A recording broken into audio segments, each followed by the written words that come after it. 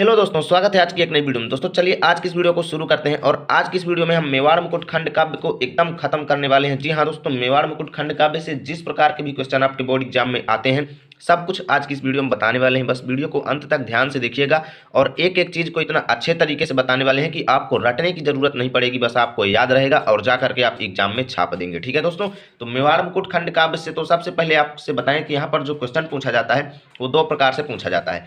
एक तो आपको सारांश लिखने के लिए दे सकता है, ठीक है, यानी कि इस खंड काव्य का आपको समीक्षा, कथा वस्तु या सारांश एक ही चीज होती है, ठीक है, ये लिखने के लिए दे सकता है या फिर आपको चरित्र चित्रण लिखने के लिए दे सकता है। ठीक है, तो आज की इस वीडियो में हम दोनों चीजें बताने वाले हैं। पहले आपको सारांश बताएंगे, उसके बाद हम चरित्र चित्रण बताएंगे कि किस तरीके से आपको बोर्ड एग्जाम में लिखना है। ठीक है, क्योंकि बोर्ड एग्जाम एकदम नजदीक है तो ध्यान से देखिएगा, एकदम आसान तरीके से बताने वाले हैं। ठीक है, तो यहाँ पर देखो, सबसे पहले हम आपको सारांश बताते हैं, उसके बाद हम चरित्र चित्रण बताएंगे। ठीक है, अगर आपको केवल चरित्र चित्रण देखना है तो फिर वीडियो को बढ़ा लीजिए और आगे जाकर के चरित्र चित्रण देख लीजिए, या फिर चलिए पूरा देखते हैं। ठीक है, यहाँ पर देखो सारांश, मेवाड़ मुकुट खंड काव्य गंगा रत्न पांडे द्वारा लिखा गया है। ठीक है, किसके द्वारा? गंगा रत्न पांडे। ये तो आपको याद करना ही पड़ेगा क्योंकि इसे भूलना तो भाई खतरे से खाली नहीं है। ठीक है, तो मेवाड़ मुकुट खंड काव्य गंगा रत्न पांडे द्वारा रचित और वीर महाराणा प्रताप के जीवन पर आधारित है। अब तो समझ गए होंगे कि ये मेवाड़ मुकुट खंड काव्य जो है किसके ऊपर आधारित है? वीर महाराणा प्रताप, यानी महाराणा प्रताप जो थे उनके ऊपर आधारित ये खंड काव्य है। ठीक है, अकबर से युद्ध में पराजित होने के बाद जब महाराणा प्रताप जंगल में भटकते हैं तभी से इसका प्रारंभ होता है। यानी कि महाराणा प्रताप जी जब अकबर से युद्ध में पराजित हुए थे, हल्दी घाटी के युद्ध में, ठीक है, तो वहां से पराजित होने के बाद इस खंड काव्य को बताया गया है। ठीक है, वहां से उनकी स्थिति कैसी थी, क्या क्या बातें हुई, क्या क्या कैसे उन्होंने जीवन व्यतीत किया, सब कुछ इस खंड काव्य में आपको बताया जाएगा। ठीक है, तो हल्दी घाटी के युद्ध के बाद का ये है। ठीक है, तो अकबर से युद्ध में पराजित होने के बाद जब प्रताप जंगल में भटकते हैं तभी से इसका प्रारंभ होता है। यह 7 सर्गों में विभक्त है। ध्यान दीजिएगा, मेवाड़ मुकुट खंड काव्य जो है कितने सर्गों में विभक्त है? 7 सर्गों में। ठीक है, अब यहाँ पर सर्गवार इसका सारांश देखेंगे, यानी कि सभी सर्ग का थोड़ा थोड़ा डिटेल हमें देना पड़ेगा एग्जाम में। ठीक है, तो यहाँ पर देखो प्रथम सर्ग, इसी तरीके से आपको भी हेडिंग डाल देना है, प्रथम सर्ग। ठीक है, इस सर्ग में जब महाराणा प्रताप हल्दी घाटी के युद्ध में पराजित होकर जंगल में भटकते हैं तभी का विस्तृत वर्णन है। ठीक है, यानी कि यहाँ पर से तो शुरुआत हो रहा है। ठीक है, अरावली पर्वत पर वो अपने पुत्र पत्नी के साथ कष्ट सहते हैं। ठीक है, इतना आपको इस सर्ग में लिखना है क्योंकि यहाँ से तो स्टार्टिंग है, इसमें तो कोई खास रहेगा नहीं। ठीक है, अब यहाँ से द्वितीय सर्ग आपका स्टार्ट होता है। यहाँ पर देखो, इस सर्ग में महाराणा प्रताप की पत्नी का चरित्रांकन किया गया है, यानी कि महाराणा प्रताप की पत्नी थी जिनका नाम था लक्ष्मी। ठीक है, उनके चरित्र के बारे में यहाँ पर बताया गया है द्वितीय सर्ग में। ठीक है, तो ध्यान से देखिएगा, ऐसे ही एग्जाम में लिखना है। ठीक है, कुछ ज़्यादा लिखने की जरूरत नहीं है क्योंकि हमें सभी क्वेश्चंस करने हैं, केवल एक क्वेश्चंस पर ही हमें पूरा टाइम बर्बाद नहीं करना है। ठीक है, तो यहाँ पर प्रथम सर्ग में इतना लिख देंगे। ठीक है, उसके बाद द्वितीय सर्ग में लिखेंगे, इस सर्ग में महाराणा प्रताप की पत्नी का चरित्रांकन किया गया है। उनकी पत्नी कंदमूल फल खाकर व पृथ्वी पर सोकर धैर्यपूर्वक अपने दिन गुजार देती हैं। यानी कि जंगल में जब वो रह रहे थे ना, हल्दी घाटी युद्ध जब हार गए तो वो जंगल में रहते थे। ठीक है, तो वहां पर उनकी पत्नी जो थी वो जंगल के ही फलों को खाती थी और जमीन पर सोते थे। ठीक है, जमीन पर सो करके धैर्यपूर्वक अपने दिन गुजार देती हैं।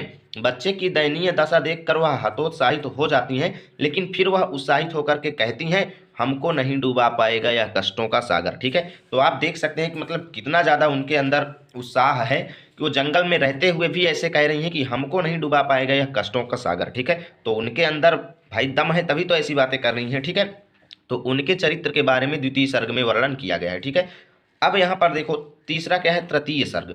इस सर्ग में प्रताप के अंतर्द्वंद का चित्रण है। प्रताप अपने भाई शक्ति सिंह के विश्वासघात से दुखी हैं। ठीक है, उनके भाई जो उनको धोखा दिए उससे तो वो दुखी हैं, पर उनका उत्साह कम नहीं होता। ठीक है, वे मन ही मन मेवाड़ को स्वतंत्र कराने की प्रतिज्ञा करते हैं। ठीक है, तृतीय सर्ग में आपको इतना लिखना है। ठीक है, अब यहाँ से आपका चौथा सर्ग स्टार्ट होता है। चौथे सर्ग में कैसे लिखेंगे? देखो, इस सर्ग में प्रताप के शत्रु पक्ष की कन्या, देखिए एक शत्रु पक्ष की यानी दुश्मन के पक्ष की एक कन्या थी जिनका नाम था दौलत। ठीक है, उसको जब प्रताप पाए थे ना तो उनको वो पुत्रीवत पालते थे। ठीक है, अपनी पुत्री के समान उनके साथ व्यवहार करते थे। ठीक है, तो इस सर्ग में प्रताप के शत्रु पक्ष की कन्या दौलत के विषय में वर्णन है। वह शक्ति सिंह और प्रताप की तुलना करती हुई कहती है, यानी जो दौलत नाम की जो लड़की थी, जो कन्या थी, वो क्या कहती थी? वो शक्ति सिंह यानी कि प्रताप के भाई और प्रताप की तुलना करते हुए कहती थी कि ये सूर्य हैं, वह दीपक हैं। ठीक है, अब चलिए चलते हैं थोड़ा हम नेक्स्ट पेज में।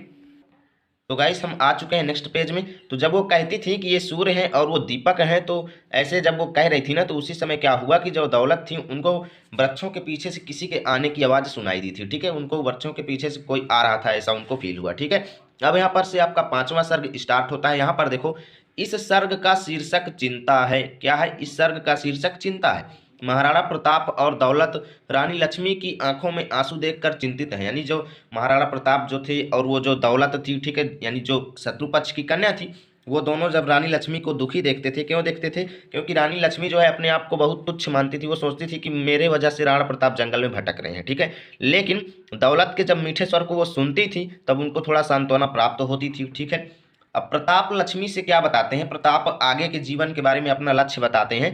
प्रताप लक्ष्मी से बताते हैं कि वे सिंधु प्रदेश जा करके वहां पर सैन्य संग्रह करेंगे और फिर मेवाड़ की जीत के लिए वो तैयारी करेंगे। ठीक है, ऐसा उन्होंने बताया। यहाँ से देखो 6वां सर्ग आपका स्टार्ट होता है। इस सर्ग का शीर्षक पृथ्वीराज है। पृथ्वीराज राणा प्रताप से मिलने का संदेश देते हैं। यहाँ पर जो दौलत आवाज सुनी थी ना किसी के आने की, वो पृथ्वीराज द्वारा भेजा गया एक संदेश वाहक था। ठीक है, वो वहां पर गया था। ठीक है, संदेश लेकर के पृथ्वीराज का। तो पृथ्वीराज का जब संदेश वो राणा प्रताप के पास लेकर के आया, तो राणा प्रताप और वहां पर ऐसा लिखा हुआ था कि पृथ्वीराज उनसे मिलना चाहते हैं। तब राणा प्रताप और पृथ्वीराज दोनों मिले और आपस में संगठन बनाए और मेवाड़ पर विजय प्राप्त करने की योजना बनाते हैं। ठीक है, पृथ्वीराज यह भी बताते हैं कि भामा शाह जो थे वो पृथ्वीराज की सेना का कोई व्यक्ति था। ठीक है, तो बताया कि भामा शाह जो है वो सेना का प्रबंध करेंगे। ठीक है, यहाँ से अब आपका 7वां सर्ग स्टार्ट होता है। लास्ट सर्ग आपको अच्छे से ध्यान से देखिएगा। इस सर्ग की शीर्षक भामा शाह है। ठीक है, भामा शाह और प्रताप एक दूसरे को गले लगाते हैं और आगे की योजना बनाते हैं। यहीं से मेवाड़ मुकुट खंड काव्य की समाप्ति हो जाती है। ठीक है, इस तरीके से आपको पूरा खंड काव्य एग्जाम में लिख करके आना है। कोई भी आपका 1 नंबर काटने वाला नहीं है। ठीक है, अब यहाँ से आपका दूसरा मोस्ट इंपॉर्टेंट पार्ट स्टार्ट होता है, जो कि चरित्र चित्रण है। ज़्यादातर चांसेस इसी चीज़ के पूछने की होती है, या फिर दोनों ऑप्शनल में आते हैं, किसी एक का आंसर आपको देना होता है। या तो आप चरित्र चित्रण लिख दीजिए या फिर आप उसका सारांश लिख दीजिए। ठीक है, तो ये वाला हमें ज़्यादा आसान पड़ता है चरित्र चित्रण, क्योंकि 7 सर्गों को लिखने में जितना टाइम लगेगा उससे कहीं गुना कम टाइम यहाँ पर आपको लगेगा। ठीक है, चरित्र चित्रण लिखने में। फिर इसमें आप कुछ लोग ज़्यादा बना करके लिख सकते हो, इसमें आपकी इच्छा के अनुसार है। ठीक है, तो महाराणा प्रताप के चरित्र की प्रमुख विशेषताएं इस प्रकार हैं। पहला नंबर, देशभक्त। प्रताप में देश प्रेम कूट कूट कर भरा है। वे अपना सर्वस्व गंवाकर भी अपनी मातृभूमि के प्रति दृढ़ संकल्प धारण किए हैं। वे अपने देश सेवा का व्रत धारण किए हुए हैं। ठीक है, इतना आपको लिख देना है। उसके बाद देखो उदार हृदय में कैसे लिखेंगे कि प्रताप का हृदय अत्यंत उदार है। ठीक है, अब चलेंगे नेक्स्ट पेज पे। वे शत्रु की कन्या दौलत को भी पुत्रीवत पालते हैं। इससे उनके उदार हृदय होने की जो भावना है वो सिद्ध होती है। चेतक की मृत्यु पर भी वो बहुत शोक विह्वल हो उठते हैं। ठीक है, यहाँ पर आपका उनको जो तीसरा उनका मुख्य गुण है वो है त्यागशील। ठीक है, राणा प्रताप में त्याग भावना विद्यमान है। वे भामा शाह द्वारा सैन्य संगठन के लिए दिए गए अपरिमित धन को भी स्वीकार करना उचित नहीं मानते हैं। ठीक है, अब देखो यहाँ पर आपको चौथी हेडिंग लिखना है, साहसी एवं वीर। प्रताप निर्भीक, साहसी और वीर पुरुष हैं। वे दुखमय जीवन बिताते हैं, शत्रुओं से कभी नहीं डरते हैं।